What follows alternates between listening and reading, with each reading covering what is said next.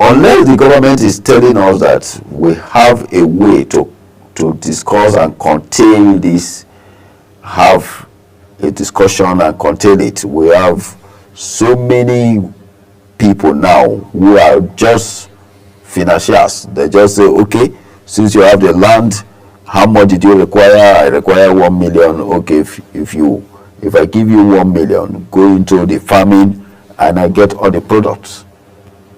So that is what is happening. The farmers are really those who goes to the farm really don't have any say on the pricing any longer. It is this class of people that have a say. So you can't dictate the distance because the government has no impact. And if the government says they are going to subsidize and sell rice for 40,000, I don't know where they are going to get that rice from. Because we have commission and non-commission agents. So the commission agents, how are you going to break them? But the rice, there is a rice that it is being distributed. 20 trucks of rice were given to state governors, like we heard. And in some quarters, we heard that some persons were actually rebagging and selling. That means the government actually gave out this rice. Some persons distributed the way they were instructed to do. So if you say where would the government get the rice from, I think they already have rice in circulation. So I know people are not going to farms anymore because of the farmer-herders clash. Okay, but then I think the farmers, to an extent, there is this too much pricing, the quest to make too much profit, because oftentimes the government is being blamed. Don't you think the people, Nigerians themselves, the farmer, the middlemen, okay, who actually inflate the price of these commodities much more than they get from the producers, don't you think they need to take caution too? The issue you are saying here, in a state where you are saying you are giving 20 trucks to a whole state, how many bags makes up a truck? And what is the population of the state? It's still the same thing. It's insignificant. I know the government has tried to build silos somewhere where they store these foodstuffs. And it's not a waste that we budget money every year for the Ministry of Agriculture, and the Ministry of Agriculture does not even have a farm of their own. They don't have any farm anywhere. So we have ministries who can rightly generate their own income, and we are still budgeting money for them, telling them this and that, and most of them they don't even go to work for a week or two, and nobody cares because nobody even knows the staffs of each ministries. So we have a lot of problems, and the policies are not implemented. And when policies are not implemented, it affects your economy. And these are more, to me, if I have any political statue where I am a chief executive, I won't give any ministry a budget, because one state in Nigeria or two can feed the whole of Nigeria. 1 or 2 states in Nigeria and 3 or 4 states in Nigeria can feed the whole of Africa. So if we are I really want you to expatiate on that. When you say a state can feed the whole Nigeria, meaning they need to go back to the farm. Is that what you're saying? Or yes, when we are talking of food security. But not all the states in Nigeria is fertile for agriculture. I don't think it's all states. Like we have the riverine area. We have places where they don't even go to farm because of spillage, because of oil, because of their soil and all of that. That is a very wrong impression, because when you go to countries where there are oil, and we have what we call ocean agriculture. We have the oceanic agriculture. We have agricultures in the riverine areas. We have other forms of farming in those regions. So you cannot tell me that because you are from the riverine area or you are from the aquatic area, then you cannot farm. That is not true. The spill is because we have not addressed the oil spill, is because of the same policy formation. We up to date, since we have the first agreement to explore oil in Nigeria in 1950 something, up to today, no addendum has been attached, and that is why Shell said they cannot claim the Ogoni land, because what we signed did not incorporate this. And up to today, the ministry has not been able to say, come over, let's address this issue, we have an agreement, yes, but this is an addendum to the agreement. You either accept or you don't accept. But these are the things we say is challenges, because from one sector to the other sector, everybody is not doing his job. If everybody decides to do his job, every Nigerian will be relaxed. All right, away from that, let's quickly talk about what's happening in the Labour Party, where there is a faction right now in Labour Party. Abure will be made to understand that Abure's tenure expires June 2024, but then he is still there, and there are factions in the Labour Party right now. And looking at 2027 and the preparation towards 2027, because as the case may be, some political parties are already making preparations for 2027. Some persons said there is a need for merger. Some other persons said, well, if there is a merger, who will they front? Because Atiku is there, Kwankwaso is there, Peter Obi is there. These are people that have actually vied for this position before. If these parties are coming together, who will they front? That is another aspect of it. Then a house divided against itself cannot stand. There is problem in PDP, there is problem in Labour Party as we speak. So what would you have to say? Abure and the other factions, then talk about PDP, the G5 and the other factions. You can remember the statement that came from the Minister of FCT recently about governors from the north. Whoever supports Fubara will have his state on fire. That is a dispute there in the People's Democratic Party. But on the whole, what would you think? Because the one that is so that Nigerians are so concerned about is the Labour Party, because there is this level of prestige, level of trust and confidence that Nigerians have in the Labour Party. But looking at what is happening right now, do you think the kind of trust, belief, confidence that people had in the Labour Party in 2023, they will still have same form of support in 2027, looking at what is happening in the party right now? Well, thank you for bringing this up. My take on Labour Party, I will go straight to it. Labour Party was a windscreen to the people, in the sense that it was just constructed to blindfold the people so that APC will have an opposition.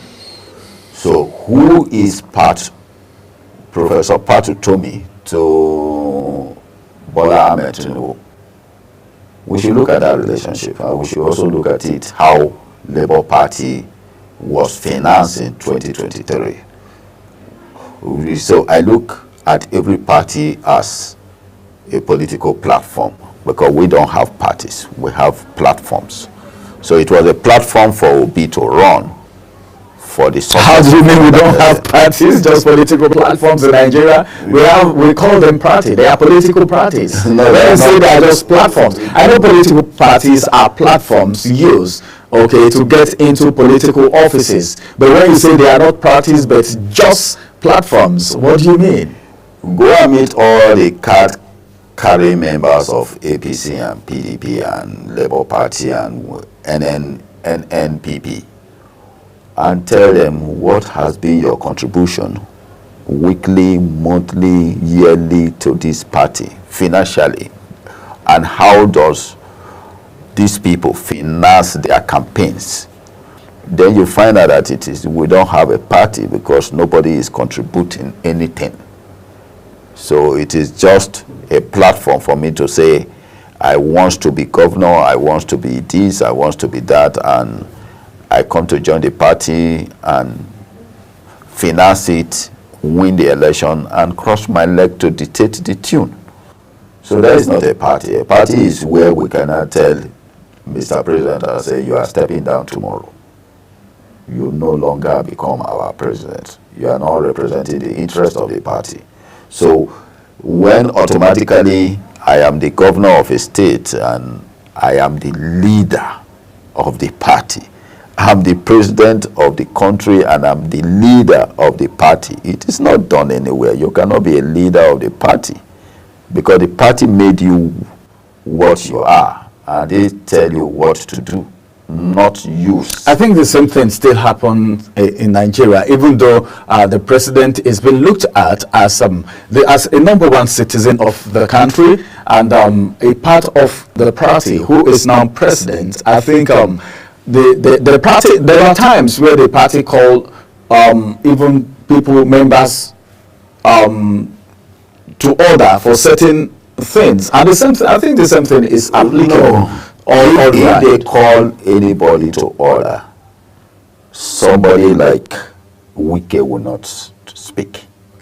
But he was actually summoned. He was called. A committee was set up, and he was invited. He cannot have spoken that he would deal with everybody that supports Fubara or any state that supports Fubara. He has no such. But we know him. He's the grand capon of the Ayako fraternity. I can say it anywhere. So he has every right to say he knows what he has done. But then after that statement, the committee, no, the apology, they apologize. The people who were grieved have not come out to tell us whether or not he has apologized, but that we didn't hear anything again.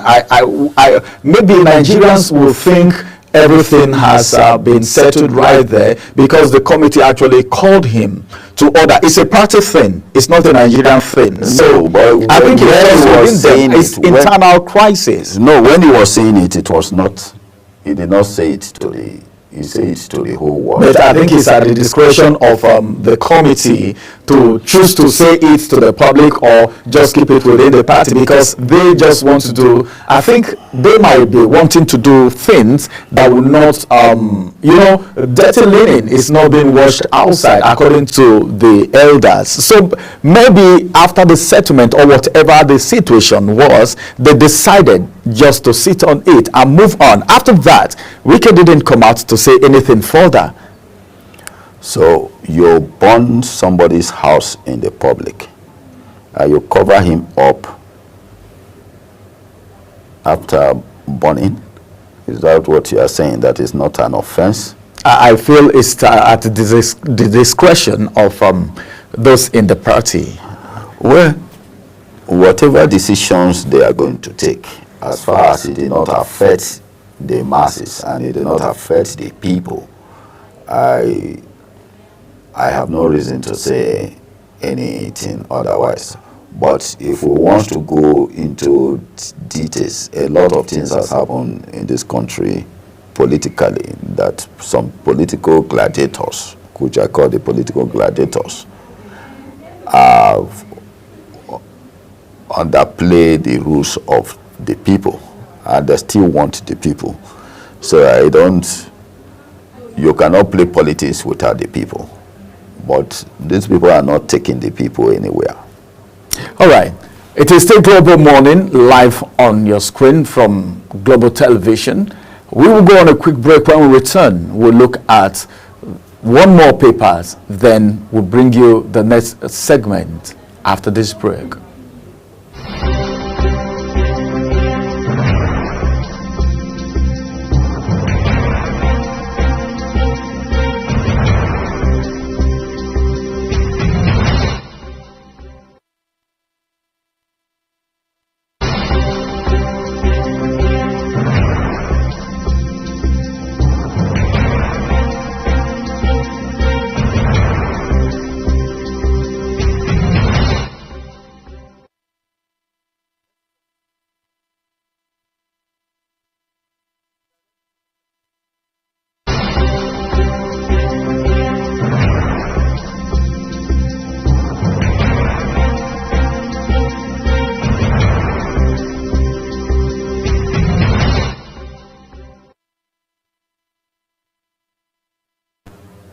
It is still Global Morning. Let's quickly look at one more last paper before I let Prof go, and we pave way for Deacon Michael for the next discussion. Let's look at the Daily Trust newspaper this morning. From the Daily Trust newspaper, I have the big story which says, despite 40 billion naira ecological fund, flood ravages states.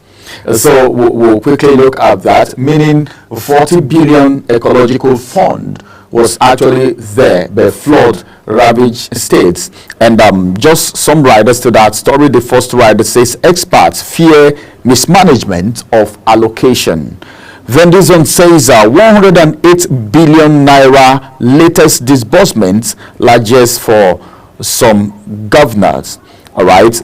Then the details of that you can actually get on page 4 of the Daily Trust newspaper. Then just directly below the name head, I have this one saying, concern as NIPO's reform initiative hits rock. Then this other headline says, CBN urged to reduce interest rate as food inflation drops to 37.52%. And finally, from the Daily Trust newspaper, Senator Barrow receives a Kano governor's top aide, Sani Dampo, into APC from NNPP. All right. And that's all from the Daily Trust newspaper. Let's quickly look at this. Despite 40 billion naira ecological fund, flooding still happen in so many states. We are actually paying attention to that of Borno State because that one is massive. Lives been lost, properties been lost. Some persons are still looking for their loved ones. They are not sure whether or not they are alive. But on the papers this morning, we have been made to understand that I think when you hear despite, it means there is a surprise. Meaning even though 40 billion naira, this is not a small money, okay, ecological fund, flood ravages states. What would you have to say about that? Does it mean the money was not put to use? Or can we say this is a natural disaster? Nobody knew the dam, as we're told, was actually going to break up like that. No one knew the quantity of downpour that had resulted to this was actually going to happen. Can we just look at it from it being a natural disaster, or we should look at it from the area of maybe carelessness or fund not properly utilized? Well, let's look at the area of the dam. The dam was constructed about 40 years ago. And it has been in existence, and normally every year, if we want to go into engineering laws, every year you are supposed to look at the spillways of a dam and look at the embankments of the dams. You are supposed to do structural and integrity test on a dam every 5 years. So if these are not being done, because I can remember that something happened in Jaba Dam and Kaji Dam some years ago, and they have to refist the spillways just because of the same incident of non-maintenance. Asa Dam in Kwara has such issues too. So people don't keep records of these things. And so what has happened, because every year you are supposed to work on the spillways, the water spillways on a dam. And in every 5 years you are supposed to do integrity test on a dam. Has this been followed? No. So you can't keep a structure for 40 years, nothing has been done, the budgets. So most of these things, that is why I said when we are probing people or we are probing government, there are areas we don't look at. Various areas. What we just look at is the books. This man has looted 10 naira. this man has done this. So if that is what you have done, then you forfeit some areas, because I am surprised in Abuja, for example, some of these roads that are not up to 20-30 years are being scraped and resurfaced. We did not call back the contractor, because this road are supposed to last for 50 years by engineering standard. So you did not call the contractor back to site. The same contractor, the son Julius Berger, that was in charge of central area, who said 2 and the rest, Geriki 2, you are still giving them the same contract to resurface. You did not reprimand them. These are the things that happens every day. What is the retaining agreement between the contractor and those who build the allowed dam? We pay retention. The moment a contractor finishes project in Nigeria, within 6 months his retention fee has already been paid. You are not looking at that project. What is the lifespan of the project? What is the retention? So when in engineering classification, there is always lifespan on a project. So that lifespan, you are only withholding that retention fee for the last span of the project, not the agreement or the construction period. So these are lapses. We are quick to do some things that are not supposed to be done. We don't look at what the rules or the law or the policy says. So we have no say. And when you come back to ecological projects, we have cases of erosion control. We have a lot of indices. We are not working on them. You just find out that we wait till when a project runs into billions before we award them. So we don't take any actions that we mitigate against such occurrence. Like yesterday, everybody that stays around Metama will say he has a very nice sleep till this morning because of the tremor. And what will be done? Nobody. Most of the buildings in Metama, most of the land, there is a land shift. There also will the ecological office come to do anything? The hydrological surveyors, what are they doing about all those things? Because there is a shift every day, and it's not affecting. There is a tremor everywhere. So I don't think anybody who stays in Metama has slept very well this night. So these are the challenges, because we are not doing the right thing. All right. Thank you very much. As it is right now, this is going to be the size of the newspaper review. The government and the people, there is a common relationship that exists between the leaders and the led. And as it is right now, there is a clamor. The people are crying because of the situation, because of the nature of things, everything happening right now, how there is hunger in the land, the price of fuel. Dangote is just saying, well, there might be a change, but then we can't say until the final decision is being made. And for those who are actually affected by the flood, I want to say, well, our sympathy is with you, and we pray that you recover very soon, and every other person that has actually come to their aid. It is good, and so many more that can do what they can do. We still urge you to go ahead. A very big thank you to our guest today, Professor Ibrahim Ado, a global television political and security analyst. It's good to have you join us on the newspaper review this morning. Thank you very much, and thank you, the audience, for listening to me. And I pray for the people who this fraud has, so the dam fraud has actually affected. those who lost their life and those who are scrabbling for survival. I pray that the Almighty console everybody. Thank you. Amen. All right, coming up next is another segment of discussion. Edika Michael is actually standing by, and he's going to be talking about something very important. The Borno flood noble moves to create disaster relief fund, and he's going to be joined by Honorable Cletus Obun, environmental activist and political activist. Don't go nowhere, because that discussion is going to be very, very interesting.